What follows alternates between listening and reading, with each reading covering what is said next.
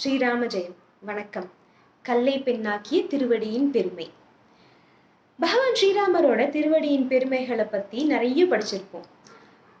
அவருக்கே உரித்தான இந்த புரட்டாசி மாசத்துல அவரோட திருவடியின் பெருமைகளை கொஞ்சம் அசை போட்டு பார்க்கலாமா? அகலிகைங்கிற திருமணமான பெண்ணை அடைய நினைச்ச இந்திரன் அவ இதுக்கு கண்டிப்பா ஒத்துக்க மாட்டாங்கிறத தெரிஞ்சுக்கிட்டு அவளை ஏமாத்தி அடைய நினைச்சான். அதுக்காக அவளோட கணவரான கௌதம முனிவரை சூழ்ச்சி செஞ்சு குடிசையிலிருந்து வெளியே அனுப்பிட்டு அந்த முனிவர் வேடமிட்டே இவன் வந்து அகலிகையோட ஒன்னா இருக்கும்போது முனிவர் திரும்ப வந்து எல்லாத்தையும் பார்த்துடுறாரு. பயங்கர கோவப்பட்ட முனிவர் அகலிகையை பார்த்து நீ கல்லாக போன்னு சபிச்சிடுறாரு. பெண்கள் செய்யற தவறுகளுக்கு ஈஸியா மன்னிப்பு கிடைக்கிறது கிடையாது. அகலிகை பல காலங்கள் கல்லாகவே இருந்தார். ஸ்ரீராமர் ஒரு தடவை அந்த பக்கம் வரும்போது அவரோட அழகிய பாதங்கள் அந்த கல்லு மேல பட்ட உடனே அகலிகை சாபம் நீங்கி பெண்ணாக மாறினார். கல்லையும் காரிகையாக்கும் கலை ஸ்ரீராமரின் கால்களுக்கு மட்டுமே உள்ளது. முனிவரும் அவளை மன்னிச்சு ஏத்துக்கிட்டாரு. ஸ்ரீராமரின் பாதங்கள் பட்டதுனாலயே எவ்வளோ பெரிய சாபத்துல இருந்து விமோசனம் கிடைச்சிருக்குன்னா நம்மளை முழுவதுமா அவர்கிட்ட அர்ப்பணிச்சு அவரோட திருவடிகள்ல பணிஞ்சு வேண்டுனா நமக்கு வாழ்க்கையில கிடைக்காததுன்னு ஏதாச்சும் இருக்க முடியுமா? இந்த இன்சிடென்ட்க்கு கொஞ்ச நாள் கழிச்சு இன்னொரு நடக்குது.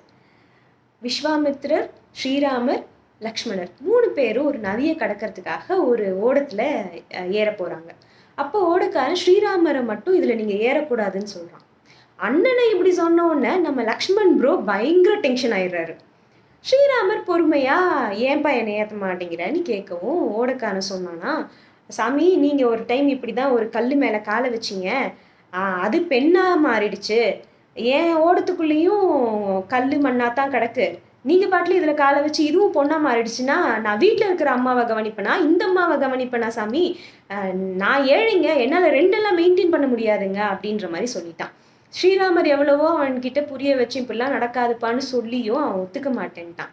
அவன் சொன்னா நீங்க வேணும்னா இந்த நதியில இறங்கி உங்க காலை நல்லா கழுவிட்டு வாங்கன்னு சொன்னதோட நிறுத்தாம அந்த பணியை எனக்கு கொடுன்னு கேட்டு வாங்கி பகவானோட பாதங்களை ஒரு செப்பு பாத்திரத்துல வச்சு செப்பு தாம்பாளத்துல வச்சு ஸ்ரீராமா ஸ்ரீராமான்னு ஜபிச்சுக்கிட்டே பன்னீரும் அவனோட கண்ணீரும் சேர்த்து அபிஷேகம் செஞ்சு காட்டு மலர்களால பூஜித்து அர்ச்சனை செய்யறான்.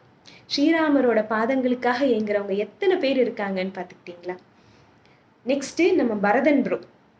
நம்ம பரதன் என்ன பண்றாரு, அண்ணனை எப்படியாச்சும் கன்வின்ஸ் பண்ணி நாடால கூட்டிட்டு வந்துடணும்னு காட்டுக்கு போனா நம்ம ஆளு இவரை கன்வின்ஸ் பண்ணி நீதான்ப்பா ஆளணும்னு சொல்லி பரதன் கிட்ட சொல்லிடுறாரு.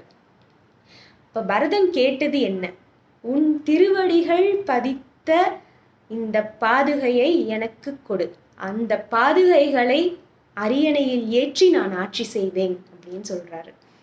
இதை எப்படி சொல்றாங்க அப்படின்னா, விம்மினன் பரதனும் வேறு செய்வது ஒன்று இன்மையின் அரிது என எண்ணி ஏங்குவான், செம்மையின் திருவடித்தலம் தந்தீக என எம்மையும் தருவன இரண்டும் நல்கினான். அவர் இது இல்லாம என்னால போக முடியாதுன்னு பரதன் நினைச்சு இது அரிதுன்னு சொன்னாலும் அட்லீஸ்ட் நீ உன்னோட பாதுகைகளையாவது எனக்கு கொடு, அதை வச்சு நான் ஆட்சி செய்யறேன் அப்படின்னாரு. ஸ்ரீராமரோட அருள் இருந்துச்சு அப்படின்னா நம்ம இந்த உலகையே ஆட்சி செய்யலாங்கிறதுல சந்தேகமா என்ன? எல்லாத்துக்கும் மேல ஹனுமன் பட்டாபிஷேகத்துல ஸ்ரீராமரோட திருவடிகளின் பெருமை அழகா உணர்த்தியிருப்பாரு. ஸ்ரீராமர் ஹனுமன் ஆரத்தழுவி மகிழ்ச்சி கொண்டு அவருக்கு தனக்கு இணையாக ஒரு இடம் கொடுத்தார் ஹனுமனுக்கு. ஆனா ராமபக்தனான ஹனுமன் என்ன செஞ்சாரு, என்றைக்கும் என் சுவாமிகளின் திருவடிகளின் அருகில் நான் இருப்பதே எனக்கு மகிழ்ச்சி அப்படின்னு உணர்ந்து ஸ்ரீராமரின் பாதங்களை வருடி கொடுத்தாராமா. நமக்கு என்ன கஷ்டம் வந்தாலும் இல்ல என்ன தடைகள் வந்தாலும் பகவான் ஸ்ரீராமமூர்த்தி ஸ்ரீராமரோட கால்கள்ல திருவடிகள்ல அதெல்லாத்தையுமே கொண்டு போய் வச்சிருங்க. நான் எல்லாத்தையும் உன்கிட்ட வச்சுட்டேன், இனிமே நீயாச்சு அந்த தடங்கல்களாச்சு தடைகளாச்சு என்னமோ பண்ணிக்கோன்னு விட்டுட்டு வந்துருங்க. அவனோட பாதங்கள்ல விழுந்து நம்ம அழுது கெஞ்ச வேண்டியதெல்லாம் கிடையாது. கொஞ்சி மகிழ்ந்தாலே போதும், நம்மள அவன் பார்த்துக்குவான். ஜெய் ஸ்ரீராம்.